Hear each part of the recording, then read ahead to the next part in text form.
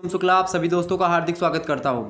आज के वीडियो के माध्यम से हम बीए थर्ड सेमेस्टर मध्यकालीन इतिहास यानी मेडिवल हिस्ट्री के नवीनतम पाठ्यक्रम यानी कि न्यू सिलेबस के बारे में जानेंगे और विस्तार से डिस्कशन करने का प्रयास मेरा रहेगा और इसके बाद में चैप्टर वाइज वीडियो भी देने का प्रयास रहेगा। तो आप सभी लोग चैनल को सब्सक्राइब और शेयर अवश्य कर दीजिएगा वीडियो को, और वीडियो को लाइक कर दीजिए अगर पसंद आ रही है। फटाफट से वीडियो को लाइक और शेयर कर दीजिए ताकि जो है मैं इस पर और कार्य कर सकूँ और आपके लिए अच्छा कंटेंट ला करके आपके लिए मॉडल पेपर और चैप्टर वाइज जो है क्लास मैंने लेक्चर्स आपको मिलते रहें। तो आप इसलिए इसके लिए चैनल को सब्सक्राइब करें, बेल आइकन को प्रेस करें। चलिए देखते हैं कि आखिरकार हमको पढ़ना क्या है। देखिए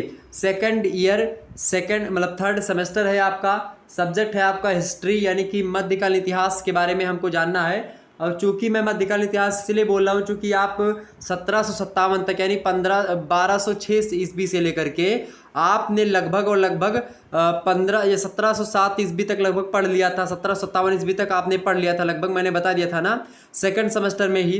तो अब आप पढ़ेंगे history of modern India 1757 AD to जो है 1950 AD, यानी कि जो है 1757 ईस्वी से लेकर के 1950 ईस्वी तक यानी कि 1757 AD टू 1950 AD। ओके, तो यहाँ तक आपको पढ़ना हिस्ट्री ऑफ मॉडर्न इंडिया यानी कि आधुनिक भारत का इतिहास। ओके, तो इसमें हमको जब हम पाठ्यक्रम डिस्कस करेंगे तो उसमें कोर्स आउटलाइन है, यानी कि कोर्स आउट मतलब कि आउटकम का मतलब या आउटलाइन का मतलब ये होता है कि इस सिलेबस को पढ़ने के बाद में आप क्या क्या कर सकेंगे, क्या क्या चीज़ें समझ सकेंगे। तो कुल मिलाकर के अंग्रेजी में लिखा हुआ है तो अंग्रेजी वाले छात्र छात्राएं पढ़ लीजिएगा इसको। बाकी हिंदी में मैं आपको बता दूं, इससे पढ़ने से आपको होगा क्या कि पूरा जो है मुगलों के बारे में आप और अन्य प्रांतीय जो महत्वपूर्ण राजवंश रहे हैं, ईस्ट इंडिया कंपनी को सत्ता के हस्तांतरण के भारतीय इतिहास के युग को कवर करने के लिए ये पेपर खास करके बनाया गया था, डिजाइन किया गया था। और विभिन्न स्तरों पर आप देखेंगे तो भारतीय प्रतिरोध के अध्ययन को शामिल किया गया है इसमें, और इसके माध्यम से अंत में स्वतंत्रता के प्रथम युद्ध में ये समाप्त हो जाता है सिलेबस। तो इस प्रकार से आप भारतीय इतिहास का एक महत्वपूर्ण युग के बारे में जान सकेंगे सिलेबस को पढ़ने के बाद में, क्योंकि यह एक नई क्षेत्रीय पहचान के साथ साथ मराठों और सिख राज्य जैसी जो स्वदेशी शक्तियाँ थी उनके उदय के बारे में भी इस सिलेबस में बताया जाएगा विस्तार से। तो इसीलिए यह इम्पोर्टेंट हो जाता है। ओके, इसी प्रकार से आप तमाम प्रकार की चीज़ें यहाँ पर आप जान सकेंगे। तो कुल मिलाकर के ये आप देखेंगे ये सिलेबस जो रखा गया है भारत पर जो है जो ब्रिटिश सत्ता रही उसका क्या प्रभाव रहा है, शैक्षिक नीति में उनका क्या योगदान रहा है, कृषि नीति में, इन सभी में मतलब भारत में सांप्रदायिकता का जो विकास हुआ है वो किस प्रकार से हुआ, इन तमाम प्रकार के पहलुओं पर आपको चर्चा यहाँ पर आपको देखने को मिल जाएगी। इसके अलावा अगर मैं बात करूँ तो यहाँ पर कुल मिलाकर के आप इतिहास के उन पहलुओं पर भी चर्चा करेंगे न्यू सिलेबस में जो खास करके पहले के सिलेबस में खास करके छूट जाते थे, तो उन पर भी यहाँ पर चर्चा जो है करने का प्रयास रहेगा। थोड़ा सा न्यू तरीके से डिजाइन किया गया है। मैक्सिमम मार्क्स आपके 100 है, यानी कि इसमें प्रैक्टिकल नहीं होगा, और आपका जो है 33 नंबर का यहाँ पर पासिंग मार्क आप यहाँ पर देख सकते हैं। अगर 100 में से आप 33 नंबर पा जाते हो तो आपको यहाँ पर पास कर दिया जाएगा। ठीक, ये बात ध्यान रखिएगा। आइए हम देखते हैं किस प्रकार सिलेबस संकलित है। आप डरिए मत कि अंग्रेजी में लिखा है तो हिंदी में मैं इसको बता दूंगा, परेशान मत होइएगा, लिख लीजिएगा। देखिए, यूनिट माने इकाई, टॉपिक माने होता है आपका एक प्रकार से विषय या फिर एक प्रकार से टॉपिक माने एक प्रकार से जो टॉपिक कहने का मतलब होता है कि जो विषयबद्धता होती है किसी चैप्टर जिसको आप कहते हैं, अध्याय जिसको आप कहते हैं, ठीक, अध्यायवार, तो टॉपिक उसी को हिंदी में मतलब अंग्रेजी में बोल देते हैं। तो आइए हम देखते हैं यूनिट 1 यानी इकाई 1 में जो आपके पाठ्यक्रम में रखा गया है। सबसे पहले यहाँ पर देखेंगे arrival of European companies. Arrival माने क्या होता है, आगमन यानी आना। किसका आना, यूरोपियन कंपनीज का। जो यूरोपीय कंपनियाँ थी जैसे कि फ्रांस की कंपनी आई, ठीक है, यूरोप से ही आप देखेंगे ब्रिटिश ईस्ट इंडिया कंपनी आई, ठीक है, डच आए, हुड आए, तमाम प्रकार के। वैसे फ्रांस, डच और जो ईस्ट इंडिया कंपनी यानी कि जो ब्रिटिश वाले आए, ये लोग ज़्यादा तरीके से हावी रहे। तो इन तीनों का और संघर्ष, और साथ ही साथ आप देखेंगे फ्रांस और इंग्लैंड की कंपनी और भारतीय जो छोटे छोटे रियासतें थी, इन सभी में त्रिकोणीय संघर्ष भी चलता है। तो उन त्रिकोणीय संघर्ष को भी हम यहाँ पर पढ़ने का प्रयास करेंगे। तो यूरोपीय कंपनियों का कुल मिलाकर के भारत में आगमन 1707 ईस्वी तक आते आते आप देखेंगे कि 1757 ईस्वी तक कि प्लासी के युद्ध और बक्सर का युद्ध भी प्रारंभ हो चुका होता है। और इसी समय खास करके आप देखेंगे कि अब ये जो कंपनी है ये अपने चरम पर पहुंच चुकी थी, यानी कंपनी अब अपने एक प्रकार से कहीं ना कहीं पूरा पीठ स्थापित कर चुकी थी भारत में। और अब बस इसको कहीं ना कहीं पे कुछ इंतजार था कि भारतीय रजवाड़े छोटे छोटे जो है कुछ गलती करें और उसका फ़ायदा वो लोग उठाएं। इतने में कुछ दिन तो अंग्रेज़ों को लगा कि फ्रांसीसियों से, डचों से, इन सभी से मुकाबला करते हुए लगा। बाद में राजा रजवाड़ों से को एक में मिलाते हुए, एक दूसरे को आपस में लड़ाते हुए, फूट डालो राज करो की नीति अपनाते हुए आगे बढ़े। और आज मतलब कहीं ना कहीं पे 200 वर्ष तक आपका जो है भारत लगभग गुलाम ही रहा। वैसे बात की 200 वर्ष जो है, ठीक। तो इस प्रकार से आप लोगों ने देखा कि 1600 के आसपास से ही 1600 ईस्वी में ही आ जाती है कंपनी, लेकिन धीरे धीरे करके 1611 ईस्वी तक अपना एक स्थापित वो प्रक्रिया स्थापित करती है, उसको भवन का निर्माण होता है, एक ढांचा बनता है, धीरे धीरे चलती है। 1757 ईस्वी में थोड़ा सा और बढ़ती है। इसके बाद में जब फाइनली 1857 ईस्वी का जो प्रथम स्वाधीनता संग्राम, प्रथम स्वतंत्रता संग्राम जो होता है, जो क्रांति होती है भारतीय जनमानस के द्वारा, मंगल पांडे के गोली के द्वारा आप देखते हैं, तो वो क्रांति कहीं ना कहीं पे उसका एक प्रभाव पड़ा कि जो ब्रिटिश मतलब की जो सत्ता थी, ब्रिटिश क्राउन जो था वो डायरेक्ट अपने हाथों में शासन ले लेता है। भारतीय शासन अभी तक जो शासन कंपनी के हाथों में था 1857 तक आते आते, वो शासन अब ब्रिटिश सत्ता ले लेती है। इस प्रकार से भारत औपनिवेशिक हो जाता है। तो इन तमाम प्रकार के पहलुओं पर हम चर्चा करेंगे, एक एक चैप्टर को आपको समझाने का प्रयास रहेगा विधिवत तरीके से।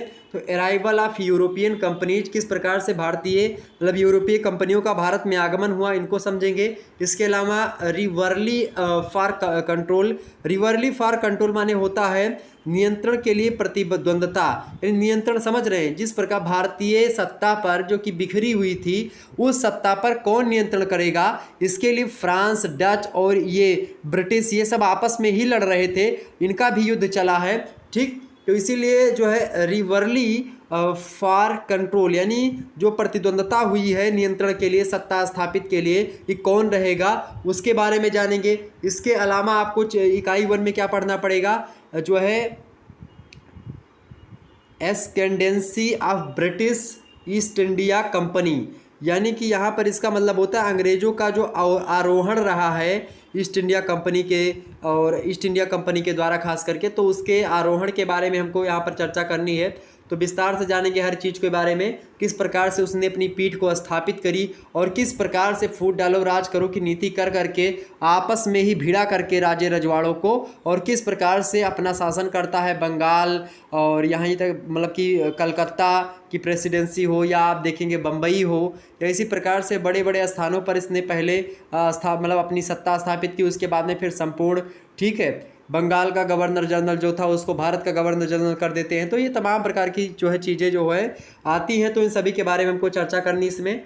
इसके अलावा जो इसी श्रृंखला में ईस्ट इंडिया कंपनी के कहीं ना कहीं पे आरोहण के ही संदर्भ में आप देखिएगा तो 2 युद्ध होते, खास करके एक प्लासी का और एक बक्सर का। तो इसका क्या इम्पैक्ट पड़ा है भारतीय सत्ता को हथियाने में, खास करके ब्रिटिश जो ईस्ट इंडिया कंपनी थी उस ब्रिटिश ईस्ट इंडिया कंपनी की क्या कहीं ना कहीं पे महत्ता हो गई, या फिर किस प्रकार से उसने भारत के लोगों को आपस में लड़ा करके और भारत पर ही कब्जा किया, भारत पर ही आरोहण करने का प्रयास किया और किया भी, और कहीं ना कहीं भारतीय जनता को चूसा, मच्छरों की भांति भारतीय जनता का खून चूसा और यहाँ का धन ले जा करके जो है ब्रिटेन में जा करके लगाया।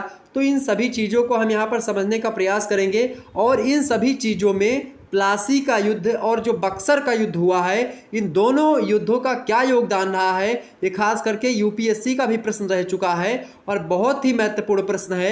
एग्जाम पॉइंट ऑफ व्यू से यह प्रश्न जरूर एग्जाम में आएगा, तो इसको हम विस्तार चर्चा करेंगे। प्लासी के युद्ध को पहले जाने, किसके किसके बीच में हुआ, कब हुआ, कैसे हुआ, क्या परिणाम हुआ और इसका कारण क्या था, परिणाम क्या हुआ, ठीक है, कौन हारा कौन जीता, सब समझेंगे।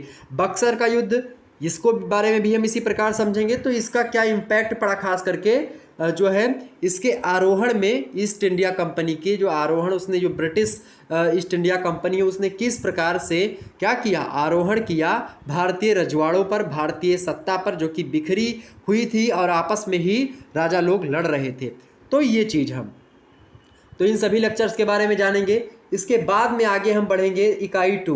इकाई 2 में आप देखते हैं यहाँ पर टेरिटोरियल जो है expansion of east India Company, यानी कि टेरिटोरियल माने होता है जो क्षेत्रीय विस्तार होता है, regional development of east India company in the India, यानी भारत में किस प्रकार से क्षेत्रीय विस्तार हुआ, किस प्रकार से बंगाल में आकर के, कलकत्ता के एक छोर पर के बंगलोर में आकर के किस प्रकार से पूरे भारत पर, बंगाल पर कब्जा किया, धीरे धीरे करके दक्षिण भारत से होते होते पूर्वोत्तर भारत में जा कर के फिर उत्तरी भारत पर, दिल्ली पर किस प्रकार से कब्जा किया, इन सभी चीज़ों के बारे में जानना। यानी कि ईस्ट इंडिया कंपनी का क्षेत्रीय विस्तार कब से कब तक, 1770 ईस्वी से लेकर के 1856 तक, चूँकि यही काल मुख्य रूप से चरम काल रहा है ईस्ट इंडिया कंपनी के शासन का, खास करके भारत में। तो भारत में ईस्ट इंडिया कंपनी के शासन का कहीं ना कहीं पे जो चरम काल रहा है वो 1770 ईस्वी से लेकर के 1857 ईस्वी तक का जो समय काल रहा है, इसके बारे में हमको जानना है। तो territorial expansion of east India company जो है 1770 टू 1856, ओके। तो इनके बारे में हमको विस्तार चर्चा करनी है, लिख लीजिएगा। दूसरा इकाई ईस्ट इंडिया कंपनी का क्षेत्रीय विस्तार 1770 ईस्वी से लेकर के 1856 ईस्वी तक। चूँकि 1856 ईस्वी के एक साल बाद 1857 ईस्वी में भारतीय प्रथम स्वतंत्रता संग्राम होता है, एक चिंगारी, एक राष्ट्रवाद का उदय यहीं पर आप देखते हैं ज्वलंत तरीके से होता है। तो ये तमाम प्रकार के जो विचारधाराएं पनप रही थी उधर कांग्रेस में भी, और कांग्रेस में कई दल आप देखें, कांग्रेस से नरम दल, गरम दल पहले से ही जो है आकर के बाद में बटेंगे, स्वतंत्रता संग्राम की ही देन है वो आकर के गरम दल बटता है। क्योंकि जब सबको लगने लगा कि कांग्रेस जो ये है ये कहीं ना कहीं पे अंग्रेज़ों की चाटुकारिता कर रही है, अंग्रेज़ों से हाथ जोड़ करके उनसे विनम्र निवेदन करके किस तरीके से हर चीज़ मांग कर रही है, तो इन्होंने कहा कि अब सीधे उंगली से जब घी नहीं निकलेगा तो उंगली टेढ़ी करनी पड़ेगी। तो वही काम जो है गरम दल वालों लोगों ने किया, और ख़ास करके 1857 ईस्वी का जो प्रथम क्रांति हुई है, राष्ट्रवाद की चिंगारी यहीं से लोगों के अंदर लगी। इससे पहले लोग एक राजा, जैसे कि एक क्षेत्रवाद की समस्या व्याप्त थी, यानी कि जो राजा अपने राज्य की रक्षा केवल करता था वो दूसरे राज्य की रक्षा के लिए नहीं जाता था, आपस में ही संघर्ष करते थे लोग, तो किसी बड़े के प्रति कैसे सामने आते। तो इस प्रकार से तो यहाँ पर इसका किस प्रकार से क्षेत्रीय विस्तार हुआ, किस प्रकार से एक छोटे से स्थान पर एक कंपनी आती है और वह कंपनी धीरे धीरे करके पूरे भारत में एक अपना अस्थायित्व जमा लेती है, उस प्रक्रिया के बारे में समझेंगे। क्या रणनीति रही होगी अंग्रेजों की इसके प्रति। और उसके बाद में 1857 ईस्वी के बाद में आप सभी को पता होगा कि ब्रिटिश क्राउन यानी कि ब्रिटिश ताज के हाथों में, यानी कि भारतीय सरकार है, भारत की जो सत्ता है वो सत्ता अब कंपनी के हाथों से छीन करके, और ब्रिटेन के वहाँ संसद में जो बैठे लोग हैं वो लोग भारत में रह रहे लोगों पर कानून बना रहे हैं कि भारत में कैसा कानून लागू होगा और किस प्रकार से भारतीय जो जनता है उनको हमको मैनेज करना है, उन पर हमको शासन चलाना है, हुकूमत करनी है। तो इन सभी चीज़ों पर यहाँ पर हम चर्चा करेंगे। 1857 ईस्वी के बाद से खास करके ब्रिटेन के सीधे हाथों में ब्रिटेन का गुलाम सीधे तरीके से हो जाता, अभी तक कंपनी के गुलाम थे। तीसरी इकाई में हमको पढ़ना है राइज ऑफ पंजाब अंडर जो है रणजीत सिंह, राजा रणजीत सिंह। इसके अलावा conquest and administration, rise of Hyderabad and Mysore in 18th century, यानी कि जो है औपनिवेशिक बात की जाए अगर इनके rise of Punjab under Ranjit Singh, यानी कि रणजीत सिंह एक राजा हैं, उन राजा रणजीत सिंह के अधीन में जब पंजाब रहा है, उस समय जब पंजाब के शासन राजा रणजीत सिंह के हाथों में रहा, उस समय पंजाब का उदय यानी पंजाब किस प्रकार से आगे बढ़ा, तो आप लिखेंगे हिंदी वाले रणजीत सिंह के अधीन पंजाब का उदय। उसके बाद में ये वाला चिन्ह लगाइएगा, यानी इसी के अंतर्गत ही है, इसी की अगली व्याख्या मतलब कह सकते हैं। इसका चिन्ह का मतलब ये होता है कि आगे उसी के बारे में बताया जा रहा है। तो कॉन्क्वेस्ट माने क्या होता है, एक प्रकार से विजय, और इसके अलावा एडमिनिस्ट्रेशन माने होता है प्रशासन। तो किस प्रकार से राजा रणजीत सिंह का प्रशासन रहा है पंजाब पर और कितनी विजयें इन्होंने प्राप्त करी है, इसके बारे में जानेंगे। इसके बाद में rise of Hyderabad and Mysore, यानी कि जो है हैदराबाद और मैसूर का उदय किसमें, इन 18th सेंचुरी, यानी 18वीं शताब्दी में हैदराबाद और मैसूर का उदय। 18वीं शताब्दी तक आते आते आप देखते हैं हैदराबाद और मैसूर का भी उदय होता है, और ख़ास करके उससे पहले पंजाब का उदय होता है राजा रणजीत सिंह के अधीन में, और उनकी जो विजय है उनको पढ़नी है, उनका प्रशासन। और हैदराबाद के निज़ाम और मैसूर का जो एक प्रकार से मैसूर में आप देखते हैं टीपू सुल्तान वगैरह रहे हैं, इनका भी योगदान रहा है अंग्रेज़ों से लड़ने में। तो इन सभी चीज़ों पर हम चर्चा करेंगे। ठीक, तो ये आपकी इकाई 3 हो गई। इकाई 4 आपकी आ गई है land revenue system during colonial period, यानी कि जो है औपनिवेशिक काल। जो कॉलोनियल पीरियड है इसको हिंदी में औपनिवेशिक काल कहते हैं। ड्यूरिंग माने होता है एक प्रकार से उसी के शासन काल में। सिस्टम लैंड रेवेन्यू माने होता है, लैंड माने भूमि होता है, रेवेन्यू माने होता है एक प्रकार से जो एक कर होता है, राजस्व होता है, उसी को रेवेन्यू कहते हैं।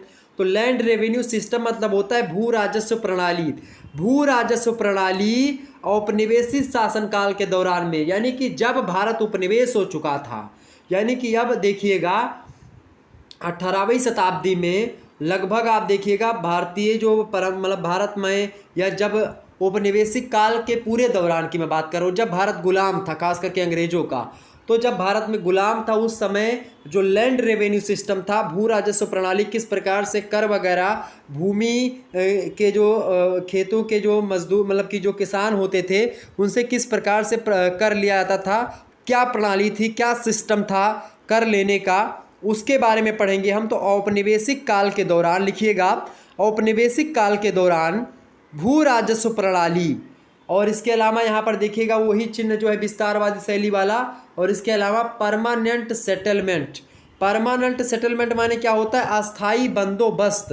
अस्थाई बंदोबस्त के क्या नियम थे और क्या विचार थे, क्या सिद्धांत थे, इन तमाम प्रकार के पहलुओं पर हम जब चैप्टर वाइज वीडियो प्रोवाइड करवाएंगे तो आपको बताएंगे। इसके अलावा अगला जो आपके सिद्धांत आता है रैयतवाड़ी व्यवस्था। रैयतवाड़ी को हिंदी में रैयतवाड़ी व्यवस्था ही कहते हैं। रैयतवाड़ी व्यवस्था क्या थी, कैसे थी, ये भी कहीं ना कहीं पे भू राजस्व प्रणाली से ही संबंध रखती थी, इसके बारे में हम चर्चा करेंगे।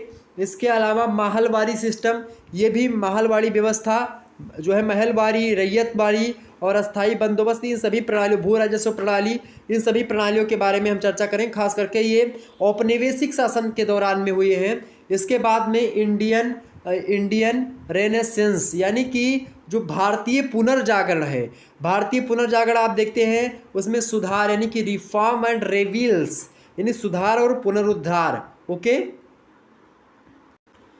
तो हम समझेंगे। तो यहाँ पर मैंने क्या बताया कि रैयतवाड़ी व्यवस्था, ठीक है, महलवाड़ी व्यवस्था, और जो है परमानेंट सिस्टम अस्थाई बंदोबस्त, colonial period during system land revenue, मतलब कि land revenue system during colonial period, permanent settlement का सबको हम समझेंगे। इसके अलावा इंडियन रेनेसेंस माने होता है क्या, रेनेसेंस माने होता है पुनर्जागरण।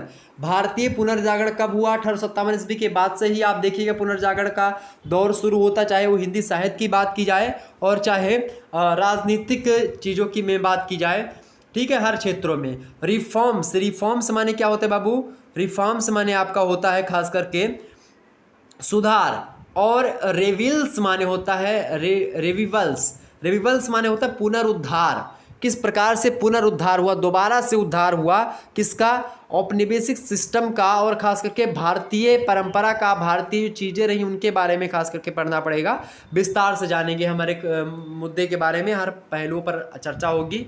आगे समझते एक बार, जितने भी लोगों को अगर वीडियो पसंद आ रही तो फटाफट से एक बार वीडियो को लाइक और शेयर अवश्य कर दीजिएगा। जितने भी लोग देख रहे हो फटाफट से वीडियो को लाइक और शेयर कर दीजिएगा, मज़ा आ जाएगा आपको क्लास करने में, बिल्कुल। ओके, नेक्स्ट आपकी इकाई है 5वीं इकाई। 5वीं इकाई क्या पढ़ना है भैया आपको, 5वीं इकाई देखिएगा, देखिए जो 5वीं इकाई है, देखिए transfer of power. Transfer of power मतलब क्या होता है, सत्ता का हस्तांतरण। पावर माने सत्ता, शक्ति, ट्रांसफर माने हस्तांतरण, यानी एक हाथ से दूसरे हाथ में देना, उसी को जो है ट्रांसफर कहते हैं ना, कि यहाँ से ट्रांसफर किया दूसरे के पास चला गया, तो उसी को हस्तांतरण कहते हैं हिंदी में, ठीक। तो ट्रांसफर ऑफ पावर यानी शक्ति का हस्तांतरण या सत्ता का हस्तांतरण। खास करके आप देखते हैं from company to crown.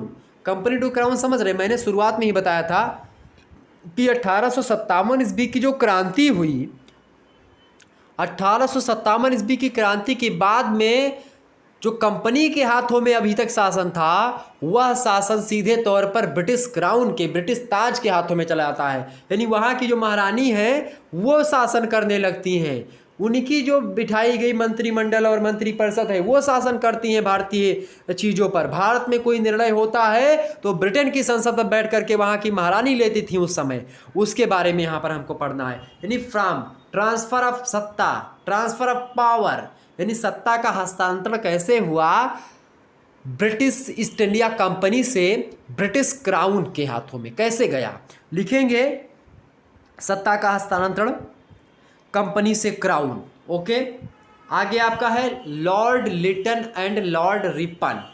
Lord Lytton and lord जो है रिपन और लॉर्ड लिटन, ये सब क्या है, ये सब गवर्नर जनरल है। लॉर्ड कर्जन और बंगाल का विभाजन। तो लॉर्ड लिटन के बारे में इनकी जो नीतियाँ रही खास करके, अच्छा वहाँ से कुछ वहाँ के एक मतलब कि जैसे कि भारत में एक जो है अगुआ बना देता कि हाँ की प्रतिनिधित्व कर रहे हैं, मतलब कि इंग्लैंड के ही कोई व्यक्ति आते थे, वो यहाँ के गवर्नर जनरल बन जाते थे, और वो गवर्नर जनरल बन करके क्या करते थे, गवर्नर जनरल बन करके मेरे भैया वो लोग यहाँ पर आकर के भारत पर शासन करते थे, और जो महारानी वहाँ की कहती थी, वहाँ की संसद से पास होता था वो कानून यहाँ पर ये लागू करवाता था। उसी में आते हैं लॉर्ड लिटन, लॉर्ड रिपन, इसके अलावा लॉर्ड कर्जन, और इसके अलावा आप देखते हैं, इसके अलावा हम एक और पहलू पर चर्चा करेंगे। सबसे बड़ी बात है बंग भंग।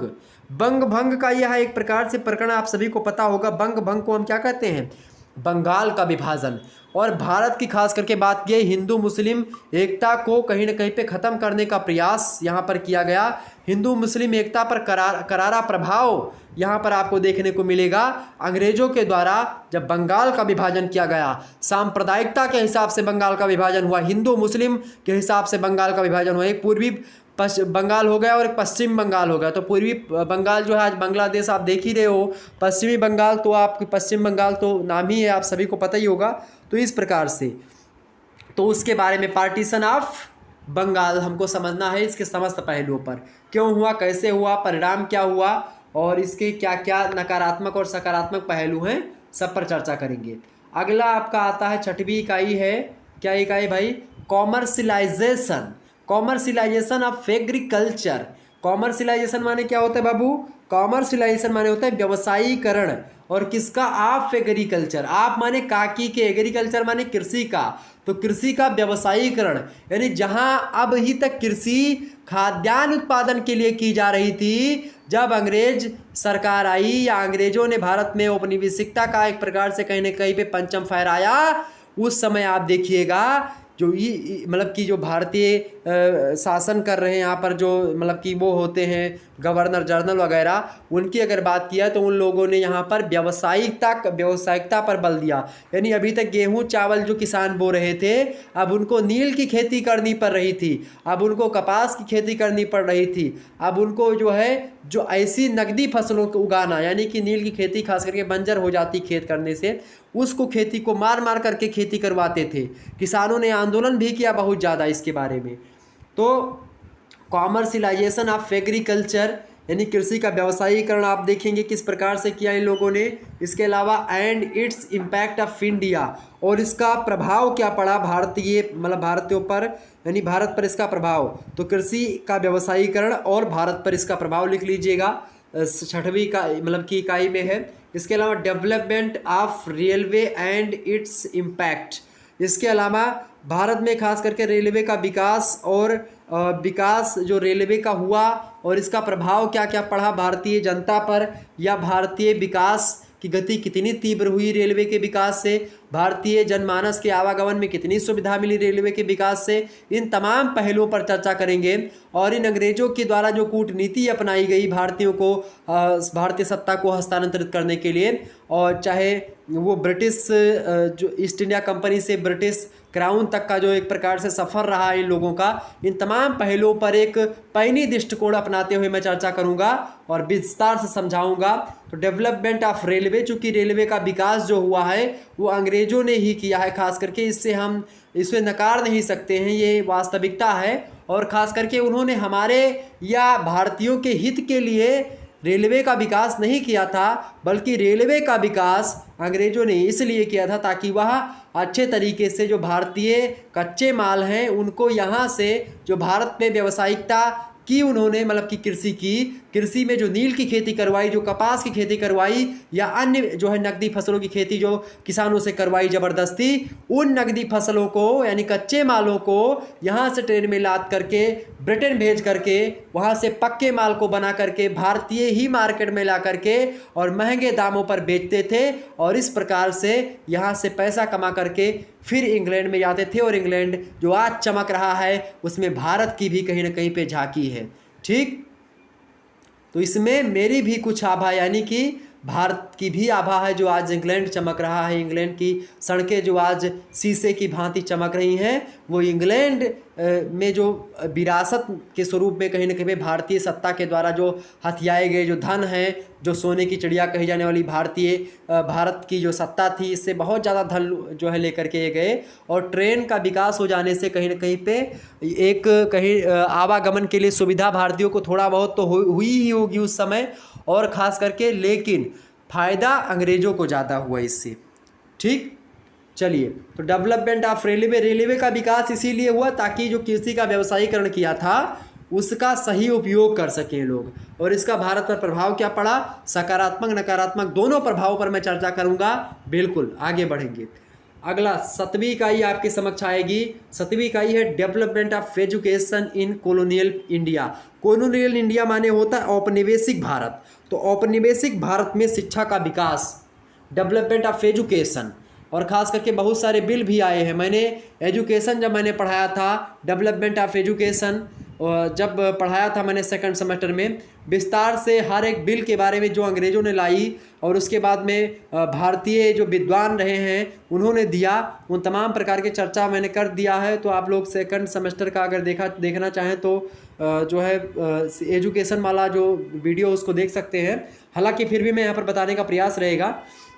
डेवलपमेंट ऑफ एजुकेशन, शिक्षा का विकास किस एरिया में, किस समय में, कॉलोनियल इंडिया यानी कि औपनिवेशिक भारत में एजुकेशन यानी शिक्षा का विकास किस भांति हुआ, किस प्रकार से हुआ, किन किन पहलुओं के माध्यम से हुआ, सब चर्चा करेंगे। इसके अलावा देखिएगा मार्लिया-मिंटो रिफॉर्म्स यानी मार्लिया-मिंटो सुधार का जो नियम आया था, मार्लिया-मिंटो सुधार अधिनियम आया था, इस अधिनियम के बारे में विस्तार से पढ़ेंगे। इसके अलावा ठीक है, इसके अलावा हमको गवर्नमेंट ऑफ इंडिया एक्ट यानी कि भारत शासन अधिनियम जो आया, भारत शासन अधिनियम 1999 यानी कि government of India act 1999 and 1935 यानी 1935 और 1919 का जो भारत शासन अधिनियम है उसके बारे में जानेंगे।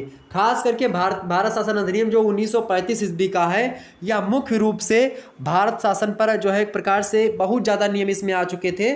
और आज जो भारतीय संविधान अपना बना हुआ है इसमें लगभग 100 से अधिक जो अनुच्छेद है उनको हूबहू भारत शासन अधिनियम 1935 से हूबहू ले लिया गया है।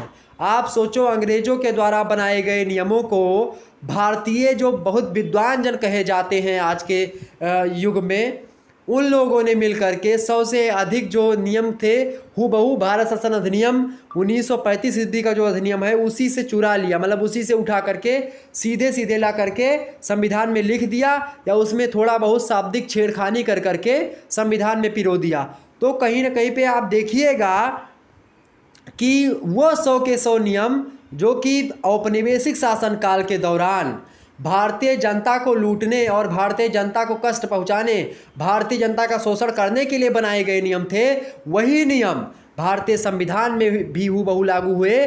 और यही कारण था कि भारतीय संविधान में लगभग 100 से अधिक, सैकड़ों से अधिक बार संविधान संशोधन हो चुका है। भारतीय संविधान इतना लचीला हो चुका है कि समय समय पर इसमें संशोधन होता ही रहता है। वैसे संविधान संशोधन कोई लचीलेपन का एक उदाहरण तो हो ही सकता है, लेकिन संविधान संशोधन एक प्रगतिशील देश की भी एक निशानी है। एक ऐसा देश जो लगातार परिवर्तन कर रहा है और परिवर्तन के हिसाब से अपने नियम, अपने कार्य पद्धति, अपने प्रशासन के जो नियमावलियां हैं, मापदंड हैं, शब्दावलियां हैं, उनमें भी परिवर्तन कर रहा है। तो ये एक बड़ी अच्छी बात है, लेकिन फिर भी अच्छी बात होने के साथ साथ इसके नकारात्मक प्रभाव भी देखने को मिलते हैं। और भारत का संविधान तो वकीलों का स्वर्ग कहा जाता है। क्यों कहा जाता है? क्योंकि भाषा बड़ी जटिल है। आम जनमानस, गरीब लोग या जो पढ़े लिखे लोग भी होते हैं कुछ मात्रा में, वो जान ही नहीं पाते हैं क्या भाषा लिखी है इसकी।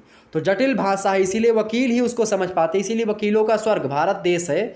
भारतीय संविधान वकीलों का स्वर्ग है। बिना वकील के कोई व्यक्ति अपना केस लड़ ही नहीं सकता। मतलब किया तो उसको पढ़ो जा करके खूब दबा करके, ठीक।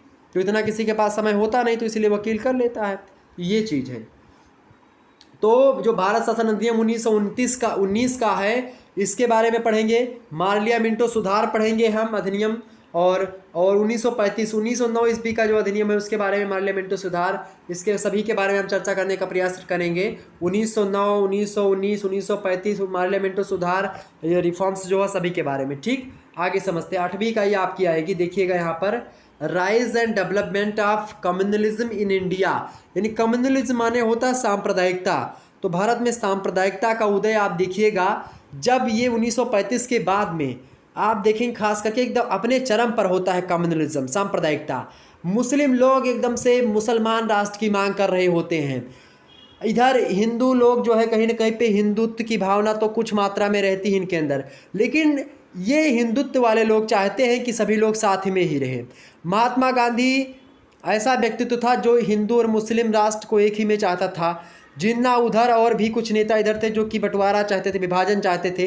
विभाजन की बात त्रासदी आप झूठा सा उपन्यास पढ़ेंगे, जो है उनका है यशपाल जी का है, झूठा सा उपन्यास, उसमें विभाजन की त्रासदी है। और एक मूवी आपने गदर मूवी देखी हो, कितनी त्रासदी है, कितने लोग मारे जाते हैं इसमें सांप्रदायिकरण।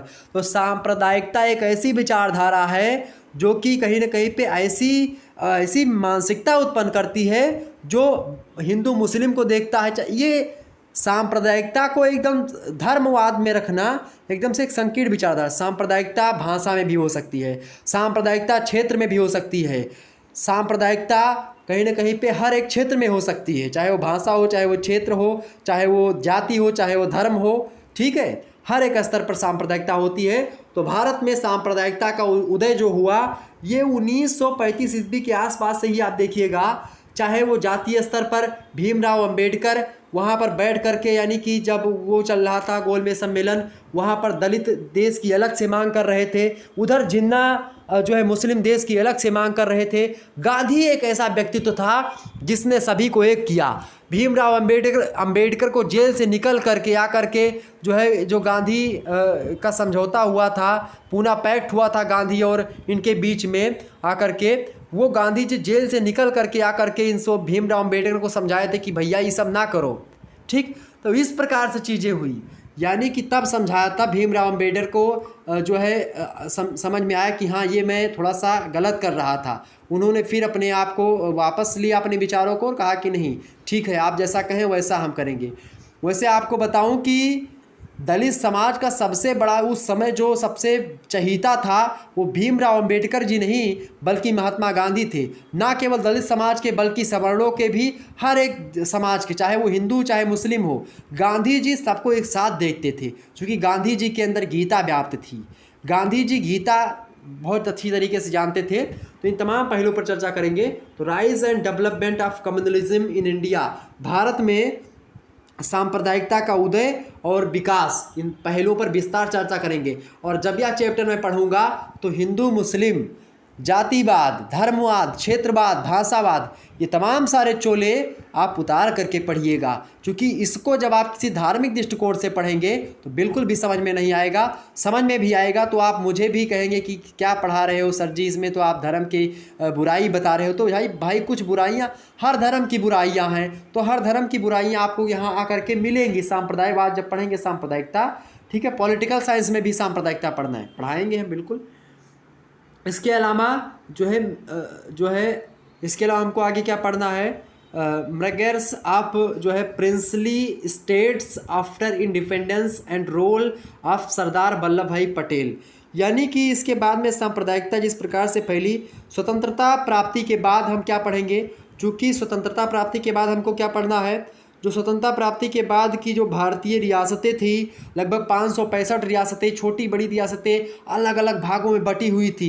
छोटे छोटे रजवाड़े अपने आप को राजा घोषित करके बैठे हुए थे कि मैं अलग राजा हूँ, मैं अलग राजा हूँ, मैं ही सब कुछ हूँ, करता धरता हूँ, जनता का मालिक हूँ।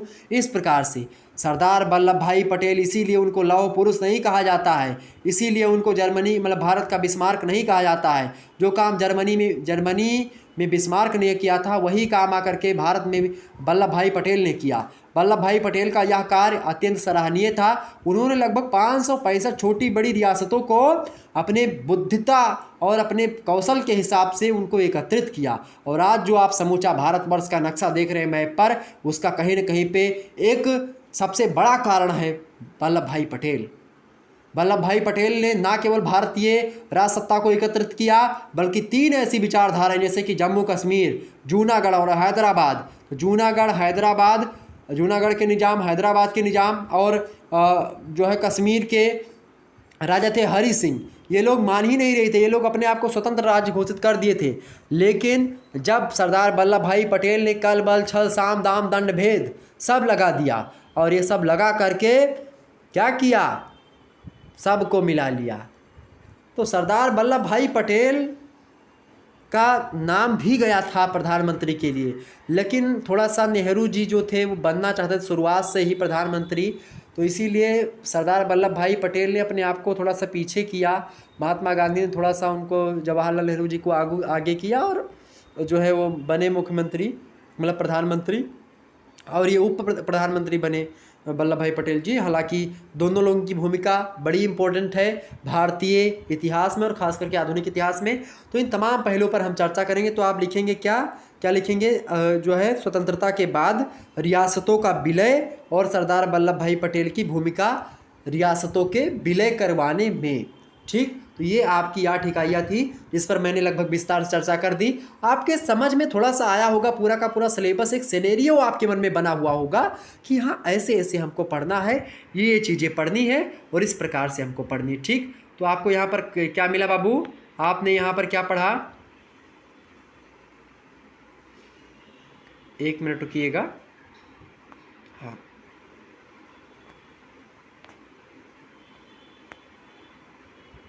आपने यहाँ पर हिस्ट्री पढ़ा कब से कब तक, देखिए हिस्ट्री ऑफ मॉडर्न इंडिया। ठीक, 1757 ईस्वी तक मैंने छोड़ा था सेकंड सेमेस्टर में। 1757 ईस्वी से आपने पढ़ना शुरू किया और आते आते 1950 ईस्वी तक आपने पढ़ा। यानी लगभग और लगभग आप देखेंगे तो 200 वर्षों का समय, 200 वर्षों का यह समय आपको पढ़ना है। ठीक, भारतीय इतिहास का 200 वर्षों का समय जो कि गुलामी के जंजीर के चरम में जकड़ा हुआ था, और इससे जो आज़ादी मिल गई 1947 में खास करके आज़ादी मिलती है, और 1950 ईस्वी में, चूँकि इसलिए हमको पढ़ना चूँकि संविधान लागू होता है 1950 ईस्वी तक आते थे, संविधान लागू हो जाता है। ठीक है, चुनाव हो जाते 1951 तक आते आते, और इस प्रकार से भारत एक नए राज्य के रूप में उभरता है और एक लोकतंत्र, दुनिया का सबसे बड़ा लोकतंत्र भारत का उदय होता है। उसके बाद में हम पढ़ेंगे 4th सेमेस्टर में आगे, शायद यही सिलेबस होगा। 4th सेमेस्टर का सिलेबस मैं आपको थोड़ा सा दिखा दे रहा हूँ, यहीं पर एक झांकी आप देख लीजिएगा। नहीं, हिस्ट्री ऑफ मॉडर्न वर्ल्ड, आपको सेकंड सेमेस्टर में वर्ल्ड का इतिहास पढ़ना पड़ेगा। 1453 ईस्वी से लेकर के 1950 ईस्वी तक का समय काल, ये विश्व का इतिहास आपको पढ़ना पड़ेगा। और 5th में आप देखेंगे क्या पढ़ना है आपको, 5th वाले में आपको शायद जो है नेशनलिज्म इन इंडिया। ठीक है, 3rd ईयर में आपको नेशनलिज्म इन इंडिया नहीं कि भारत में क्या पढ़ना पड़ेगा, राष्ट्रीयवाद, मतलब राष्ट्रीयता, नेशनलिज्म। ठीक है, राष्ट्रीयवाद भारत में किस प्रकार से, इसके बारे में पढ़ना पड़ेगा। उसके बाद में आप देखेंगे और भी चीज़ें हैं, जैसे कि 5th सेमेस्टर में आपको हिस्ट्री ऑफ मॉडर्न वर्ल्ड पढ़ना पड़ेगा 1453 से 1815 ईस्वी तक के समय काल के बारे में। इसके बाद में आप 6th सेमेस्टर में जब जाएंगे, 5th सेमेस्टर में ही है, ठीक है, social culture and economic history of medieval India 1200 AD से 1700 AD तक, यानी कि अब सोशल और मतलब कल्चरल तरीके से, यानी कि सामाजिक और सांस्कृतिक इतिहास और आर्थिक सांस्कृतिक सामाजिक सांस्कृतिक और आर्थिक इतिहास पढ़ना पड़ेगा। तो इस प्रकार से आपको पढ़ना है, आगे और भी पढ़ना है, हम चर्चा करते रहेंगे। चलिए फिर मिलते हैं नेक्स्ट वीडियो में, तब तक के लिए जय हिंद जय भारत। आप सभी का बहुत बहुत धन्यवाद हमारे से जुड़ने के लिए। इसी प्रकार से अपना अपना प्यार दुलार हमेशा बनाए रखिएगा। तो मैं एक बार फिर से आपको सिलेबस बता दे रहा हूँ, आप लोग सुनिएगा सभी लोग, ठीक है। इकाई 1 हिंदी वालों लिख लीजिएगा। इकाई 1 यूरोपीय कंपनियों का आगमन, भारत में नियंत्रण के लिए प्रतिद्वंदता, अंग्रेजों का आरोहण, ईस्ट इंडिया कंपनी, प्लासी और बक्सर का युद्ध और उनका प्रभाव। दूसरी इकाई ईस्ट इंडिया कंपनी का क्षेत्रीय विस्तार 1770 ईस्वी से 1856 ईस्वी तक। इसके बाद में राजा रणजीत सिंह के अधीन पंजाब का उदय और इनका विजय और प्रशासन कैसा रहा इसके बारे में। 18वीं शताब्दी में हैदराबाद और मैसूर का उदय, तीसरी इकाई में ही है ये। चतुर्थ इकाई में आपको पढ़ना है औपनिवेशिक काल के दौरान भू राजस्व प्रणाली, अस्थायी बंदोबस्त, रैयतवाड़ी, महलवाड़ी, ये सब प्रणाली, भारतीय पुनर्जागरण और सुधार और पुनरुद्धार के बारे में। और जो पांचवी इकाई है उसमें जो है सत्ता का हस्तांतरण, कंपनी से क्राउन की तरफ किस प्रकार से जाता है सत्ता का हस्तांतरण, इसको जानेंगे।